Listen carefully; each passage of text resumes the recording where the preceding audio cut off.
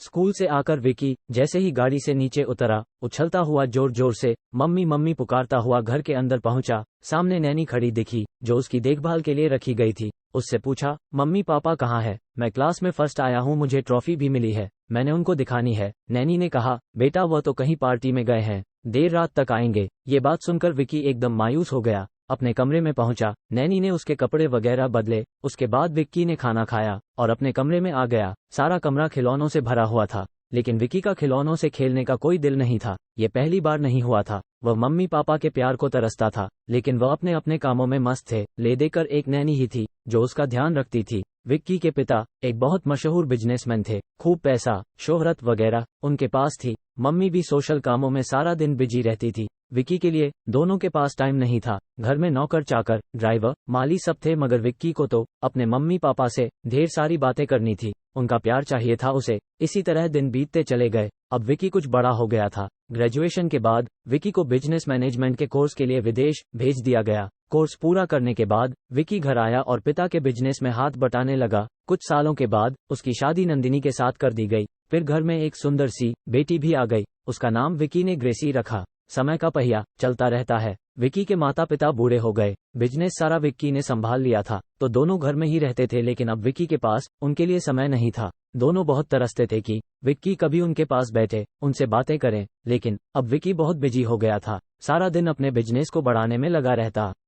ऐसे ही एक दिन छुट्टी का दिन था। विक्की के माता पिता को लगा आज तो सब घर में रहेंगे, लेकिन विक्की और उसकी पत्नी दोनों तैयार होकर कहीं जाने लगे। माँ ने कहा, बेटा आज तो तुम्हारी छुट्टी है, आज कहाँ जा रहे हो? कभी तो हमारे साथ बैठा करो। विक्की ने कहा, आज मेरे दोस्त के यहाँ पार्टी है, हमारा जाना जरूरी है। नैनी आप लोगों को खाना खिला देगी, आप खाना खाकर सो जाना, हमें देर हो जाएगी। कहकर कार में बैठे और निकल गए। माँ के आंसू निकल आए। पिता को कहने लगी, अब तो हमारे बेटे के पास हमारे लिए वक्त ही नहीं है। सोचा था इकट्ठे बैठेंगे, खूब बातें करेंगे। उसी वक्त नैनी चाय लेकर आई। उनकी बातें सुनकर कहने लगी, मेम साहब बुरा ना माने तो एक बात कहूँ?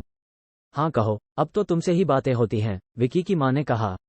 नैनी बोली, मैं विक्की के साथ उसके जन्म से ही हूँ। सारे बचपन वो आप लोगों के प्यार को तरसता रहा, लेकिन उस समय आप लोगों को अपने कामों से ही फुर्सत नहीं थी। मैंने उसके उदास बचपन को महसूस किया है। अब वो आपको वही दे रहा है जो आपने उसे दिया।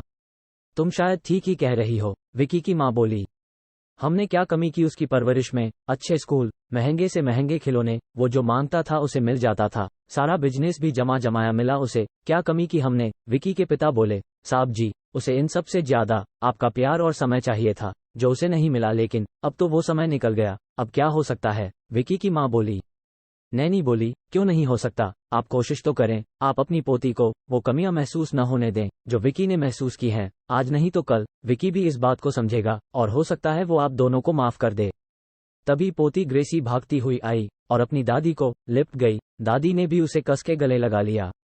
दोस्तों, पैसे कमाने के चक्कर में कुछ लोग सब भूल जाते हैं, अपने बच्चों को भी समय और प्यार नहीं दे पाते जो उनका हक है। पैसा जरूरी होता है, मगर सब कुछ नहीं होता। ये बात जितनी जल्दी समझ लें उतना अच्छा। दोस्तों, कैसी लगी ये कहानी? कमेंट बॉक्स में कमेंट करके बताएं। वीडियो को शेयर करें। अगर आप इसी तरह की और कहानियां पढ़ना चाहते हैं तो नीचे लगे सब्सक्राइब बटन को दबाएं और लाइक करें। तो दोस्तों, मिलते हैं कल गुरजीत स्टोरीज, कहानियां दिल से में जिंदगी के एक नए रंग के साथ, एक नई कहानी के साथ। Thanks for watching. सब्सक्राइब करते रहिए, जुड़े रहिए।